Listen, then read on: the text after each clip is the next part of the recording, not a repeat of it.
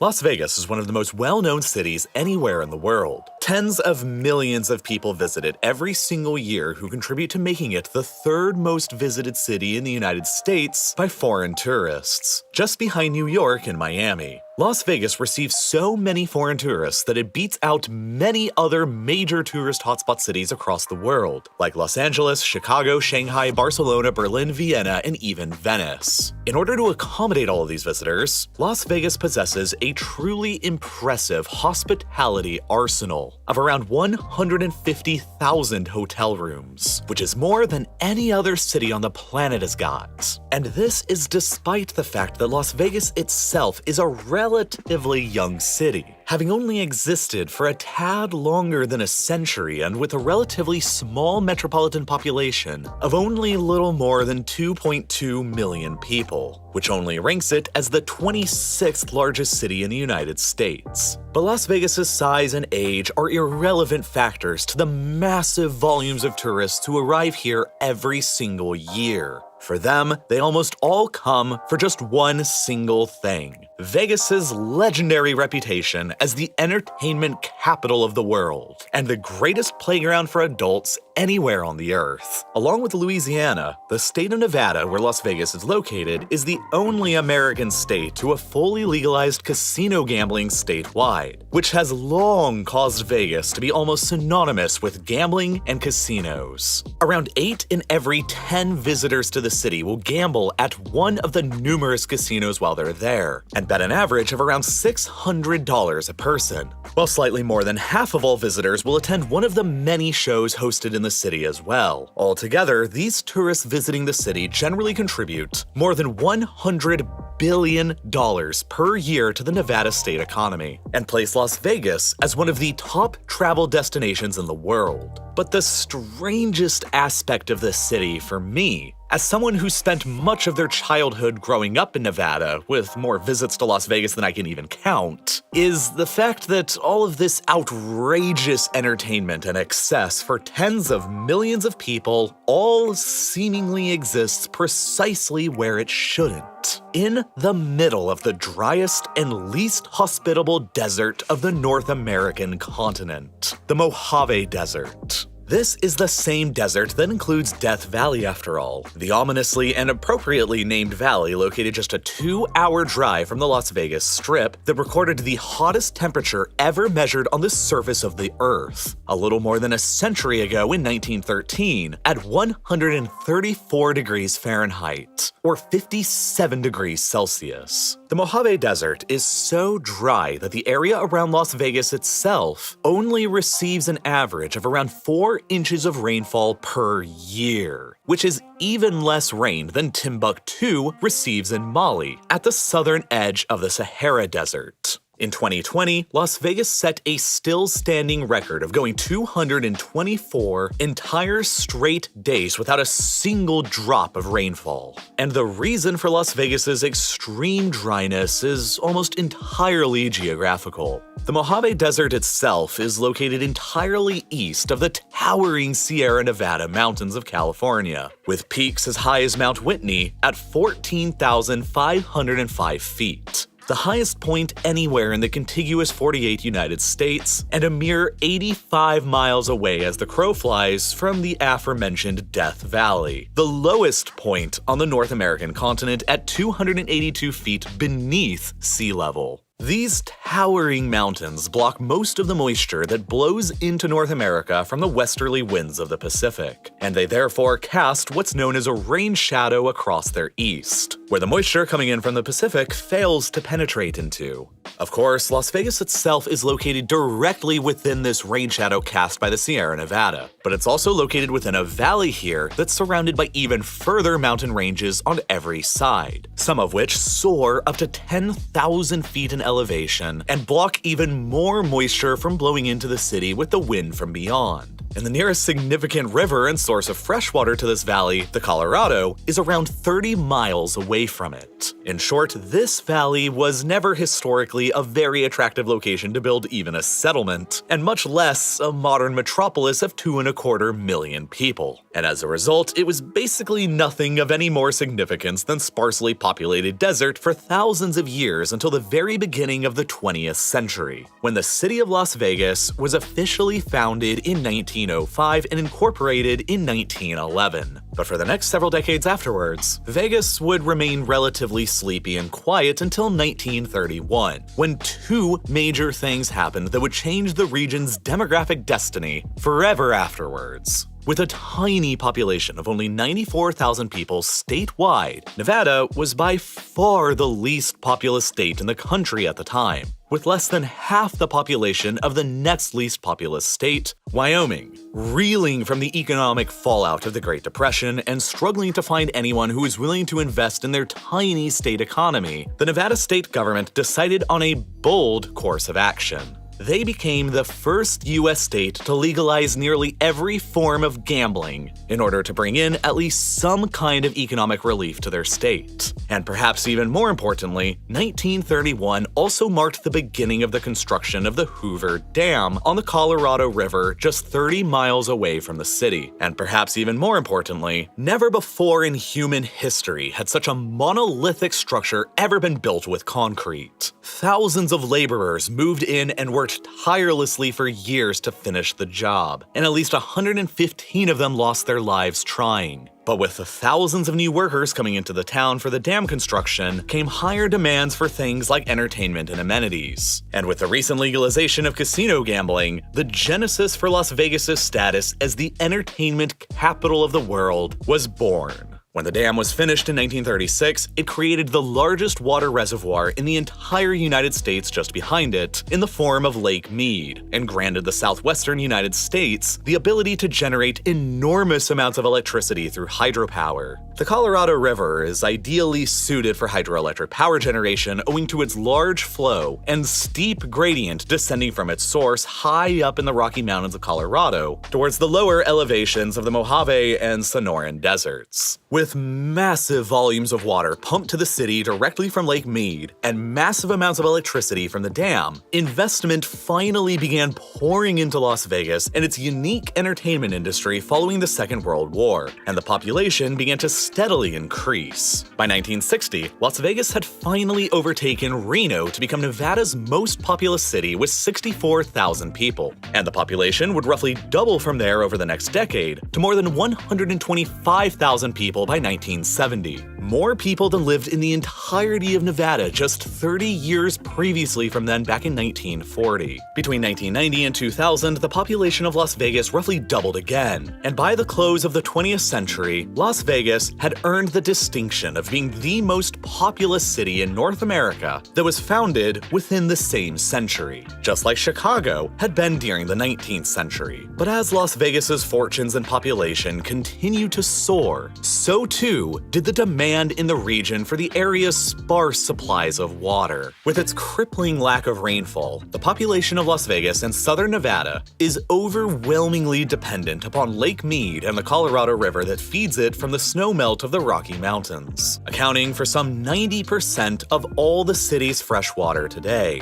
Back in the 1920s, prior to the construction of the Hoover Dam, the 7 American states that control territory within the Colorado River's basin agreed to the Colorado River Compact, an agreement that divided control of the waters within the basin amongst all 7 of the states. The upper states of Colorado, Utah, Wyoming, and New Mexico would be entitled to roughly half of the Colorado River's water, while the lower states of California, Arizona, and Nevada would be entitled to the other half, with nearly 59% of that half going to California, 37% to Arizona, and just 4% to Nevada. But the realities of the 1920s were very different from the realities of today. One of the biggest concerns of the agreement both then and now was the expanding population in the Southwest, particularly in Southern California, and the resulting increased demand over time for water in the lower basin states. At the same time, Las Vegas wasn't even really a factor at all back in the 1920s, with a population of less than 3,000 people. But with a modern population well in excess of over 2 million, Nevada has been looking for an increased share in the river's water now for decades. But today, there are more than 40 million people who depend on the Colorado River for their water supply, and Las Vegas is only a small fraction of that. And at the same time, the Colorado River's water has actually been greatly overallocated for decades now, because the original estimates of the compact back in the 1920s suggested that the river had an annual average flow of about 17.5 million acre-feet of water that reached the lower basin states of Arizona, Nevada, and California. However, these estimates back at the time were based on just the past 30 years of records going back to the 1890s, which were all the records that the people of the 1920s actually had available. And modern 21st century studies of tree rings in the area have revealed that those 30 years of records they used just so happened to probably be the wettest period in the American Southwest any time in the past 5 to 12 centuries. In other words, the authors of the 1920s era compact were grossly misinformed on the actual historical average levels of water within the river, and more water has been being allocated to the states around it than actually exists within the river almost ever since. And then climate change, decreased rates of snowfall in the Rocky Mountains, and droughts have been making everything much worse. And the situation has now gotten so bad that the Colorado River today rarely even has enough flow left in it to make it to its natural delta in the Gulf of California and Mexico, where the once rich natural environment has almost completely died there and dried up. This also means that Lake Mead itself, the source of most of modern Las Vegas's fresh water, is rapidly shrinking in size. Last month, in June of 2022, the reservoir hit a new all-time low after losing nearly 180 feet of depth over just the past 20 years. If the levels drop by another 100 feet, the Hoover Dam will no longer be capable of producing any hydroelectric power. But, as it has always done now for the past century, Las Vegas is rapidly learning how to adapt to this changing environment, and fascinatingly, despite being well-renowned as a city of tremendous successes, Las Vegas is one of the most water-efficient cities in the entire world, because they have no other choice but to be. Remember when I said that Nevada is only allocated 4% of the lower Colorado River's water? That amounts to just around 300,000 acre-feet of water today, which isn't really a lot when considering that California takes more than 14 times that amount from the river. But the catch is that so long as the water is returned back to the river, it doesn't actually count against the state in terms of total consumption. This loophole means that the Southern Nevada Water Authority will usually draw around 445,000 acre-feet of water from Lake Mead during a normal year, or about 40% more than they're technically allotted for. But since the city is capable of cleaning and returning around 220,000 acre-feet of water back to Lake Mead during the same year, Nevada's total consumption from the river is usually more like just 225,000 acre-feet, and well beneath their total allotment. In order to achieve this incredible rate of water recycling, the city of Las Vegas has enacted a number of ingenious policy and engineering decisions. The city has been designed in such a way that every last drop of water that ends up being used indoors gets cleaned and recycled directly back to Lake Mead. You could, quite literally, turn on every single shower and every single sink in every hotel room in the city, and it wouldn't ever consume any more water, because it would all just flow through the city sewers directly to water treatment plants, and then directly return all clean back to Lake Mead for future use. And further, watering lawns within the city limits was strictly limited to just a single day a week. And largely because of this focus on sustainable desert design, Las Vegas actually managed to reduce their total water consumption dramatically by 26% over the past 20 years since 2002. Despite having added an additional 750,000 new residents to the total population of the city over the same time period. And they aren't finished reducing their water consumption either. The first type of law of its kind in the United States, Las Vegas banned non-functional and decorative grass in the city last year in 2021 to save even more water. Grass has been getting torn out across city-owned property across Las Vegas ever since, and it's going to make an enormous difference. 1 square foot of grass consumes 73 gallons of water a year in order to keep alive, while more drought-tolerant desert landscaping only consumes 18 gallons a year. City officials are spending millions of dollars trying to convince current homeowners to tear out their grassy lawns and replace them with more water-friendly desert landscaping options. The Southern Nevada Water Authority believes that these simple landscaping measures favoring sustainable desert landscaping over non-functional grass will save around 9.5 billion gallons of water a year, which is nearly 10% of Las Vegas's total water supply. In a lot of senses, Las Vegas is the model city for the rest of the southwestern United States as the region faces increasingly harsher drought conditions and decreasing water supplies. As the American government just recently issued its first ever declared water shortage for the Colorado River this year, it has cut water allocations to all the states along the river, including Nevada's, from 300,000 acre-feet to just 279,000 acre-feet, which, when factoring in the rate of Las Vegas's incredible rate of water recycling, is still enough to meet current demand, but for how much longer? Many climate experts are warning that water levels within the Colorado Basin will likely continue to drop over the next several decades. When combined with the ever-increasing demand for water from the still-growing population across southern Nevada, Arizona, and southern California, the life for the desert communities here are almost certainly going to continue growing ever more challenging from a water security perspective. The fact simply is that, in the future, the other cities of the American Southwest and everywhere else in the world who will struggle with water supplies in the near future should look to Las Vegas for their inspiration of a city well designed to cope with the challenges of 21st century climate change in the middle of one of Earth's least hospitable desert environments. For if life can be sustained for millions of people and tens of millions of visitors here through decades of clever design and foresight, it can also be achieved elsewhere.